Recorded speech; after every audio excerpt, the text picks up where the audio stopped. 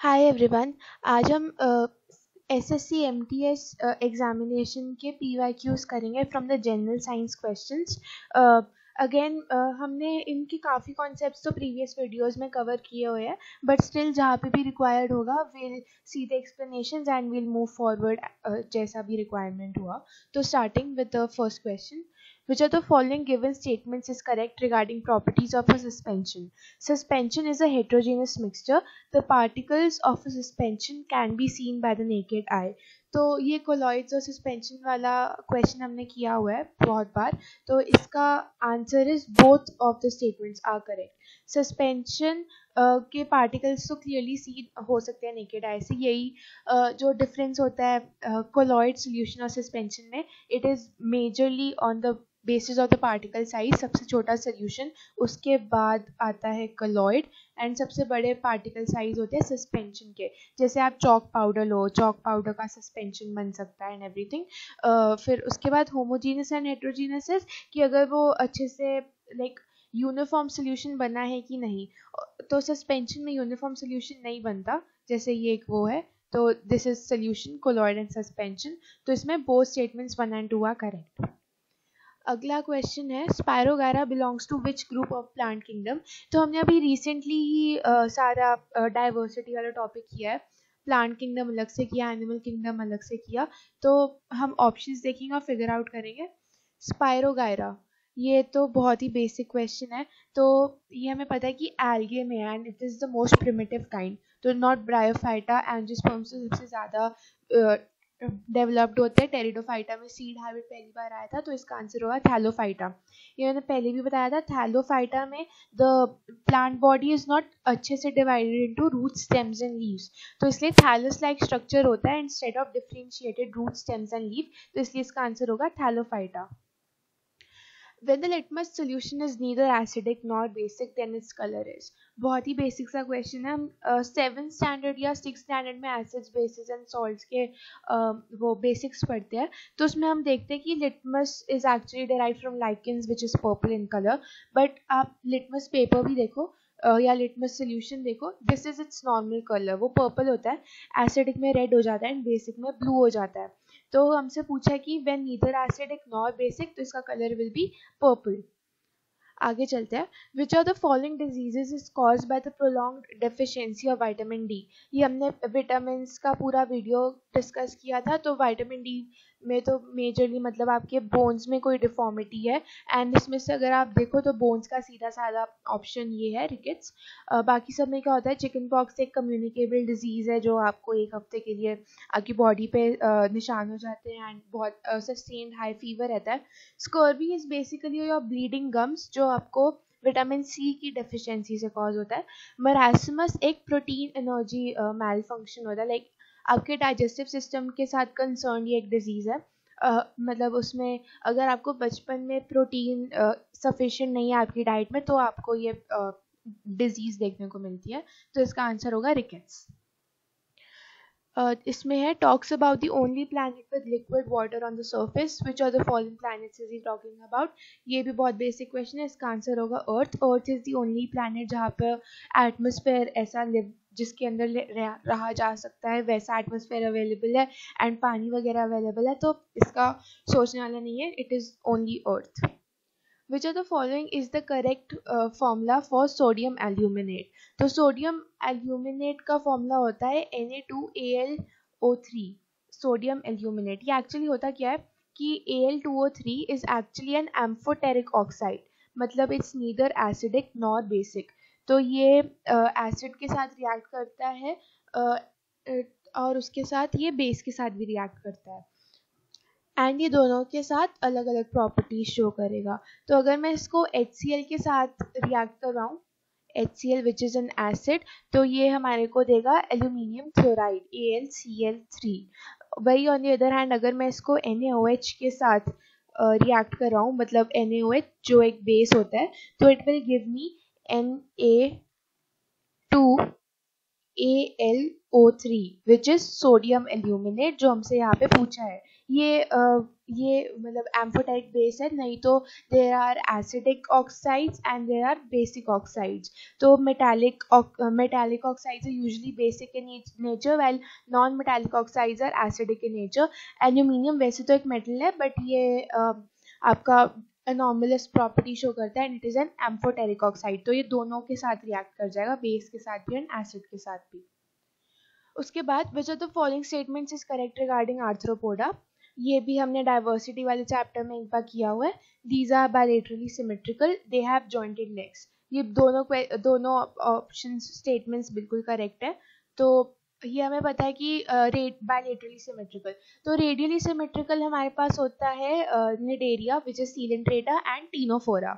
उसके बाद प्लैटिहेलमिन्थस ऑनवर्ड्स हमारे पास बायलेटरली सिमेट्रिकल शुरू हो जाता है, एक्सेप्ट फॉर एकाइनोडर्म्स जिसमें एडल्ट्स रेडियली सिमेट्रिकल होते हैं and larva is bilaterally symmetrical. तो आर्थ्रोपोडा, जैसे आप कॉकरोच का ये एग्जांपल ले लो, that is an example of arthropoda. वो आप उसको लेफ्ट एंड राइट में इक्वल हाफ्स में डिवाइड कर सकते हो, तो इट इज बायलेटरली सिमेट्रिकल। और आर्थ्रोपोडा का मतलब ही, आर्थ्रो का मतलब जॉइंटेड एंड पोडा का मतलब लेग्स, तो they do have jointed legs, इसलिए both 1 and 2 are correct statements. 1 astronomical unit and 1 parsec are units of, ये हम फिजिक्स में टर्म्स यूज करते हैं टू मेजर लेंथ, बहुत ही ज़्यादा लेंथ को मेजर करने के लिए हम एस्ट्रोनॉमिकल यूनिट और पार्सेक टर्म्स यूज करते हैं। तो फैक्ट बेस्ड क्वेश्चन बट आना चाहिए। Which of the following statements is or are correct? Amoeba ingests its food with the help of pseudopodia. Amoeba constantly changes its shape and position. तो ये एक amoeba का diagram है। तो हमसे पूछा है कि ingest its food with the help of pseudopodia. Pseudopodia का मतलब क्या होता है? फॉल्स। सूडो का मतलब फॉल्स एंड पोडिया का मतलब फीड। तो जब भी अमीबा को एक फूड पार्टिकल दिखता है तो ये अपना जो ये ना ऐसा अपने सूडोपोडिया के थ्रू ही मूव करता है, जैसे एक स्लाइमी सा स्ट्रक्चर होता है ये। तो ये फूड पार्टिकल देखेगा, ये इसको एनगल्फ करेगा, मतलब ये अपने सूडोपोडिया को ऐसे निकालेगा एंड इसको इनगल्फ करने की कोशिश करेगा ऐसे कि वो अमीबा के अंदर चले जाए एंड फिर वो उसको डाइजेस्ट कर लेगा। तो इंजेक्शन तो सूडोपोडिया की वजह से होती है। ऑल्सो ये अपनी कंटिन्यूसली शेप चेंज करता रहता है, क्योंकि इसका कोई ऐसा स्ट्रिक्ट सा कोई शेप नहीं है। ये सूडोपोडिया के थ्रू कुछ भी ऐसा रैंडम सा शेप क्रिएट कर देता है एंड मूव भी उसी के थ्रू कर देता है, जैसे ऐसे करके ये आगे बढ़ेगा एंड एवरीथिंग, और इसकी शेप भी स्टेबल नहीं रहती। तो it always changes its shape and position with the help of pseudopodia. तो both statement 1 and 2 are correct. ठीक है, next question. Which of the following cell organelles is also known as a suicide bag of a cell? तो lysosome is known as the suicidal bags of the cell. हमारी body, हमारे individual cells के अंदर जितने भी toxins होता है या कुछ सिस्टम होता है जो खराब हो जाता है, तो we need to get rid of that cell या फिर उसका कुछ भी एक्सक्रीटरी पार्ट। तो लाइजोसोम उसको अपने अंदर डाइजेस्ट कर लेता है जिसको भी निकालना होता है एंड फिर वो खुद एक्सप्लोड लाइक फट जाता है। तो that is why it is known as the suicidal bag, suicide bag, क्योंकि वो सेल के अगेंस्ट सेल की लाइफ के अगेंस्ट काम कर रहा है, but it is working for the good. उसके अंदर काफ़ी ऐसा एसिडिक एंजाइम्स वगैरह भरे रहते हैं, तो it is known as the suicide bag of the cell. Loudness of sound is proportional to dash of the amplitude of the vibration. तो loudness is always proportional to the square of the amplitude of vibration. ये एक formula based question है, इसका answer होगा square. Which of the following minerals is responsible for synthesis of thyroxine hormone? तो thyroxine अगर आप सोचो तो is related with your thyroid gland and हम यूजुअली बोलते हैं कि आप अपना थायराइड चेक करवा लो एंड एवरीथिंग। एंड आपने टाटा सॉल्ट जैसे होता है उसका एड मार्केटिंग स्ट्रैटेजी यही है कि हमारे नमक में आयोडीन बहुत ज़्यादा है। तो आयोडीन आपका ये वाला हार्मोन जो है थायरॉक्सिन, ये जनरेट करने में हेल्प करता है, तो इसका आंसर होगा आयोडीन। तो जब आपको बोलते हैं कि थायराइड का टेस्ट करवा लो तो आप देखोगे तो वो आपको बोलते हैं T3, T4 and thyroxine check करवाने हैं। तो T3 की फुल फॉर्म होती है ट्राई आयोडोथायरोनिन एंड T4 की फुल फॉर्म होती है टेट्रा आयोडोथायरोनिन। तो ट्राई आयोडो मतलब इसके अंदर एक मॉलिक्यूल के अंदर 3 आयोडीन के एटम्स होंगे एंड टेट्रा आयोडीन के अंदर 4 होंगे। तो आप देख सकते हो कि जब नाम में ही आयोडीन है तो iodine is very very essential for the formation of thyroxine hormone, तो इसका आंसर होगा आयोडीन। अब ये वाले हार्मोन आपका आपके मेंटल डेवलपमेंट पे तो रोल प्ले करता ही है, आपके मेटाबॉलिज्म एंड बहुत अदर बॉडी कोऑर्डिनेशंस को भी यही कंट्रोल करता है, थायरॉक्सिन हार्मोन, तभी it is considered one of the most important. And अगर इसकी डेफिशिएंसी हो जाए तो हमें गॉइटर हो सकता है। ठीक है, उसके आगे चलते हैं। Which of the following is considered to be the fifth state of matter? तो हमें 3 बेसिक स्टेट्स तो पता ही है, सॉलिड, लिक्विड एंड गैस। उसके बाद साइंटिस्ट ने एक fourth and fifth state of matter की भी हमें लाइक पॉसिबिलिटी बताई है, which is plasma, like solid, liquid, gas. The fourth one is plasma and the fifth one is Bose Einstein condensate. तो इसका आंसर होगा Bose Einstein condensate. Soilless agriculture is, तो ये हाइड्रोपोनिक्स एक टेक्निक होती है जिसमें आप विदाउट एनी सॉइल अपने प्लांट्स को ग्रो करते हो एंड उसमें आप न्यूट्रिएंट्स खुद डालते हो, जैसे इसमें। तो लाइक ये एक लैब का प्रोसीजर रहता है जिसमें आप एक ऐसा जार ऑफ वाटर के अंदर एंड उसके अंदर स्पेसिफिक मिनरल्स स्पेसिफिक क्वांटिटी में इंजेक्ट करके डालते हो एंड आप देखते हो कि प्लांट्स कैसे ग्रो कर रहे हैं। तो इसका मेजरली तो हम जैसे माइक्रो प्रोपोगेशन, हमें लार्ज स्केल पे बहुत सारे प्लांट्स अगर हमें ग्रो करने हैं, या फिर अगर हमें पता करना है कि कौन सा प्लांट का न्यूट्रिएंट इसके लिए एसेंशियल है, कौन सा नहीं है, कौन सा ज़्यादा अमाउंट में चाहिए, कौन सा कम अमाउंट में चाहिए, कौन सा मैक्रो न्यूट्रिएंट है, कौन सा माइक्रो न्यूट्रिएंट है, वो भी हमें हाइड्रोपोनिक्स के थ्रू पता चलता है। जैसे मेरा रिसेंटली एक वीडियो था जिसमें हमने देखा था कि मैक्रो न्यूट्रिएंट्स और माइक्रो न्यूट्रिएंट्स कैसे कैसे याद कर सकते हैं। तो ये हमने कैसे आइडेंटिफाई किया, कैसे किसी को पता चला कि क्या मैक्रो न्यूट्रिएंट है, क्या माइक्रो न्यूट्रिएंट है, ये हमें हाइड्रोपोनिक्स के थ्रू सब कुछ पता चलता है। तो it is popularly known as soilless agriculture, क्योंकि इसको हम सॉइल में नहीं ग्रो करते, तो it is hydroponics. Which of the following disease is caused by insulin deficiency or insulin resistance? इसका आंसर होगा डायबिटीज़। अब वैसे भी अगर ऑप्शंस देखो तो आप बहुत इजीली ऑप्शन से पता लगा सकते हो इसका आंसर, क्योंकि फ्लू तो ऐसे नहीं होगा किसी हार्मोन की डेफिशिएंसी की वजह से। कफ भी एक बहुत ही सीजनल एलर्जिक रिएक्शन है। बेरी बेरी हमें होता है विटामिन बी की डेफिशिएंसी से। इसका आंसर होगा diabetes. Insulin is present is a hormone that is released by your pancreas and ये आपका डायबिटीज वाला सिस्टम कंट्रोल करता है। The splitting of white light into its component colours is, तो आपने ये वाला डायग्राम बहुत बार देखा होगा कि ये प्रिज्म है एंड फिर वाइट लाइट इस पर जाती है एंड फिर वो ऐसे रिफ्रैक्ट करती है कि ये ऐसा 7 कलर्स में, रेनबो के कलर्स में स्प्लिट हो जाती है। तो this property is called as dispersion. Which of the following is not an example of Pteridophyta? Again हमने ये डाइवर्सिटी वाले चैप्टर में अच्छे से किया था। तो pteris is from pteridophyta, equisetum again is from pteridophyta, selaginella भी होता है, फ्यूनेरिया इज फ्रॉम ब्रायोफाइटा। इसमें हमें ये कंफ्यूजन हो सकता है कि हम कहते हैं कि टेरिडोफाइटा में तो फर्न्स होते हैं, तो funaria is sounding like a fern. नहीं, funaria is actually a bryophyte and not a pteridophyte. Which of the following statements is incorrect? A post-anal tail is present in chordates. Mollusca is the largest animal phylum. Ctenophores are commonly known as sea walnuts. Locust is an example of arthropoda. तो हम इसमें elimination के about go through करते हैं। ये वाला examples मेरे को देखने में easy लग रहा है। जैसे अभी पीछे भी लॉकडाउन में लोकस्ट का एक बहुत बड़ा अटैक हुआ था, तो उसको हम कहते थे ग्रेगेरियस पेस्ट्स या ग्रेगेरियस इंसेक्ट्स, मतलब बहुत ही ज़्यादा मिस्चीवियस इंसेक्ट्स। एंड अगर कोई भी इंसेक्ट है तो वो तो ऑटोमेटिकली आर्थ्रोपोडा के अंदर फॉल करेगा ही, तो ये तो करेक्ट है, ये हमारा आंसर हो नहीं सकता। Ctenophores are commonly known as sea walnuts. ये हमने अपने डाइवर्सिटी वाले वीडियो में डायग्राम देखा था, ऐसा ऑरेंज कलर का था जिसके ऊपर कोम प्लेट्स भी लगी हुई थी, तो ये भी करेक्ट है, ये भी गलत हो नहीं सकता। Mollusca is the largest animal phylum. I think ये गलत है क्योंकि Arthropoda is the largest phylum, उसके बाद Mollusca is the second largest phylum. तो इसका आंसर होना चाहिए ये second statement. Which of the following is an example of emulsion? तो emulsion ये colloids का एक table NCERT प्रोवाइड करती है, तो ये आपको मतलब वैसे तो याद होनी चाहिए कि solid in solid form solid salt and इसके ये examples solid in liquid forms salt. तो एमल्शन क्या होता है? लिक्विड इन लिक्विड, जिसके एग्जांपल्स होते हैं milk, hair cream and butter. तो अगर मैं इधर ऑप्शंस देखूं तो milk will be my required answer, तो एमल्शन कौन फॉर्म करता है इनमें से? मिल्क। इसके बाद एमल्शन की भी टाइप्स होती है, जैसे oil in water and water in oil, but अभी तक क्वेश्चंस देख के आई थिंक वो इतना रेलिवेंट नहीं है इस लेवल के हिसाब से, तो अभी के लिए हम वो स्किप कर देंगे, बट अगर कोई क्वेश्चन आता है आगे तो हम ये वाला टॉपिक भी डिस्कस कर लेंगे।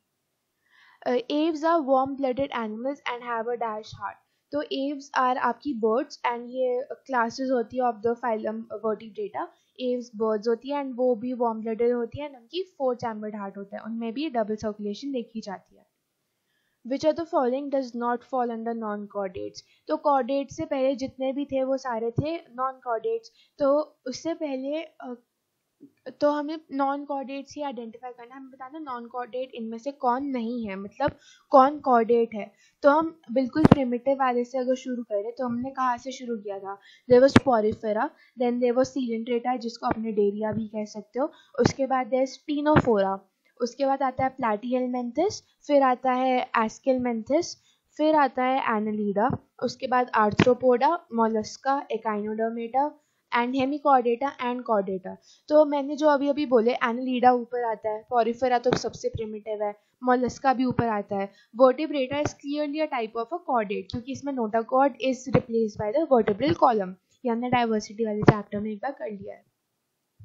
When a cell divides by meiosis, it produces dash new cells. तो meiosis is your reduction division। जब हमारी बॉडी में गमीट्स बनने होते हैं या फिर जब हमारी प्लॉइडी लेवल हाफ होनी होती है उसको हम meiosis कहते हैं। सपोज ये आपका लाइक स्पर्मेटोगोनिया एक सेल होता है which is a germ cell जो आपके गमीट्स फॉर्म करने में हेल्प करता है। तो दिस इज हैप्लॉइड, मतलब इसमें 46 क्रोमोसोम्स है। अब क्योंकि मुझे गमीट बनाना है तो उसका हैप्लॉइड होना नेसेसरी है, मतलब एंड कंडीशन होनी ज़रूरी है। तो ये पहले 2 पार्ट्स में डिवाइड करेगा, ठीक है। एंड ये जब ऐसा डिवाइडिंग स्टेज में होगा ना तो इसके पास ना डीएनए कंटेंट डबल हो जाएगा, मतलब हमारा जैसे नॉर्मल कोई भी सेल है ना हमारी बॉडी का वो होता है 2n एंड 4c। अगर मैं n और c को कॉमन लाइक बेसिक मान के चलूँ, 2c हमारा नॉर्मल डीएनए कंटेंट होता है, बट जब सेल डिवीजन के लिए प्रिपेयर कर रहा होता है तो ये डीएनए कंटेंट डबल हो जाता है ताकि हम आगे डॉटर सेल्स को भी कुछ प्रोवाइड कर सके। तो ये डिवीजन से जस्ट पहले 4c हो जाएगा, मतलब इसका डीएनए कंटेंट डबल हो जाएगा। तो जब ये एक सेकेंड, हाँ, तो जब ये आगे डिवाइड करेगा तो ये 2 डॉटर सेल्स बनाएगा, जिन दोनों की प्लॉइडी तो होगी 2n, ये अभी भी डिप्लॉइड ही होंगे, बट इनका DNA content half half divide हो जाएगा, ये हो जाएगा 2c एंड ये हो जाएगा 2c। उसके बाद ये वाली वाली डॉटर सेल फर्दर डिवाइड करेगी into 2 cells by the process meiosis 2। ये थी मियोसिस 1 एंड ये है मियोसिस 2। तो यहाँ पे जो 2 सेल्स बनेंगे वो होंगे n, मतलब हैप्लॉइड हो जाएंगे एंड वो हो जाएंगे c, और ये भी हो जाएगा n और ये हो जाएगा c। सिमिलरली ये भी 2 में डिवाइड करेगा। तो हम जब एक सेल ने डिवाइड किया तो हमारे पास टोटल 4 सेल्स बन गए, तो इसका आंसर होना चाहिए 4। अब आप पूछोगे कि ये n और c है बट नॉर्मल तो 2n और 4c होता है, तो how is this suppose to work? तो ये एक गमीट सेल है, मतलब इसको आगे सेक्सुअल रिप्रोडक्शन में पार्टिसिपेट करना है। सपोज ये एक एग सेल है जो ओवम होता है, ठीक है, एंड सिमिलरली एक स्पर्म भी होगा जो भी होगा n और c। तो जब ये दोनों कंबाइन करेंगे तो वो मिलके 2n और 4c जाइगोट 2n और 2c जाइगोट बना देंगे। तो that is how it works. Mitosis में सीधा 2n 2c आगे 2n 2c में डिवाइड करता है। हम एक दिन किसी दिन इस पे डिटेल भी बात कर सकते हैं, बट मेजरली यही है कि 2n 4c से वो n और c जाता है, तो one cell produces 4 different cells. Limestone, chalk and marble are different forms of. तो ये बहुत ही बेसिक है, कैल्शियम कार्बोनेट के ये डिफरेंट नाम है, इसका आंसर होना चाहिए calcium carbonate. Which of the following cell organelles helps to keep the cell clean by digesting any foreign material as well as worn out cell organelles? तो हमारे suicidal bags हमारा ये काम करेंगे कोई भी टॉक्सिन्स को रिमूव करने के लिए। लाइसोसोम्स उसको डाइजेस्ट करके खत्म कर देगा उस वाले पोर्शन को। Tapeworm belongs to which group of the animal kingdom? ये हमने अपने वीडियो में पूरे एग्जांपल्स याद किए थे, तो इसका आंसर होगा प्लैटीहेलमिंथस। उसके आगे which of the following is an example of contact force? Contact force मतलब आपको किस चीज़ को टच करना पड़ता है इन ऑर्डर टू कि उसके ऊपर जो आपने फोर्स लगाया है उसका एक्शन आपको विजिबल हो। तो अगर आप इलेक्ट्रोस्टैटिक फोर्स देखो, दो लाइक चार्जेस तो एक दूसरे को दूर से ही रिपेल करते हैं without any physical contact between them, and दो अनलाइक चार्जेस अट्रैक्ट करते हैं, तो इसमें कॉन्टैक्ट तो नहीं लग रहा। मस्कुलर फोर्स, जब आपको किसी बॉक्स को धक्का लगाना है या फिर पुल करना है तो आपको उसको टच करना पड़ेगा, आप ऐसे दूर से खड़ के उसको नहीं कर सकते। तो muscular force is a clear example of a contact force. तो ये थे हमारे आज के क्वेश्चंस। आई होप ये आपको हेल्पफुल रहे होंगे। Thank you for watching.